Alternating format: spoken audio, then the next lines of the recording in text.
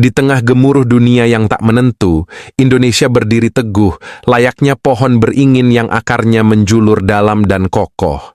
Menteri Koordinator Bidang Perekonomian, Bapak Airlangga Hartarto, dengan bangga mengumumkan bahwa Indonesia adalah salah satu negara yang kebal terhadap resesi.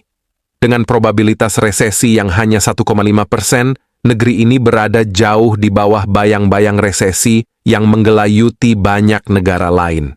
Dalam suasana yang diwarnai oleh ketidakpastian ekonomi global, suku bunga yang melambung tinggi, dan risiko tensi geopolitik yang memuncak, ekonomi Indonesia tetap berdetak stabil dengan pertumbuhan sebesar 5,11% pada kuartal pertama tahun 2024. Ini merupakan salah satu angka pertumbuhan tertinggi yang pernah dicatat, sebuah bukti nyata dari ketahanan ekonomi yang dimiliki. Inflasi yang seringkali menjadi hantu bagi pertumbuhan ekonomi di Indonesia tercatat hanya 3% pada April 2024.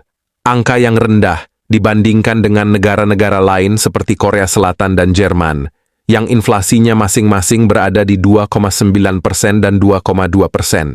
Sementara itu, negara-negara seperti Afrika Selatan, India, Meksiko, dan Vietnam mencatatkan angka inflasi yang jauh lebih tinggi.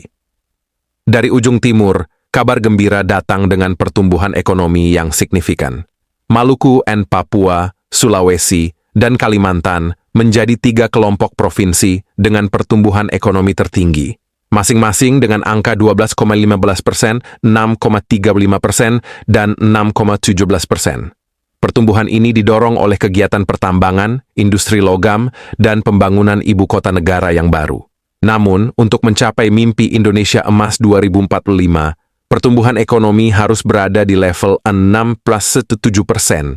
Saat ini, dengan pertumbuhan rata-rata 5%, Indonesia sudah menjadi salah satu yang terbaik di ASEAN dan G20. Untuk mencapai angka pertumbuhan yang lebih tinggi, investasi yang lebih produktif, baik dari dalam maupun luar negeri, menjadi kunci. Pemerintah Indonesia, dengan visi yang jelas, terus menjalin kerja sama ekonomi global, membentuk blok-blok baru seperti IPEF dan ASEC, serta tergabung dalam OECD. Kesepakatan seperti IIU-CEPA dan IKA-CEPA juga sedang dalam proses finalisasi, menandakan langkah maju dalam diplomasi ekonomi internasional. Indonesia, dengan kekuatan ekonomi dan diplomasi yang dimilikinya, telah berhasil menjadi tuan rumah G20 dan mendapatkan penghormatan dari dunia.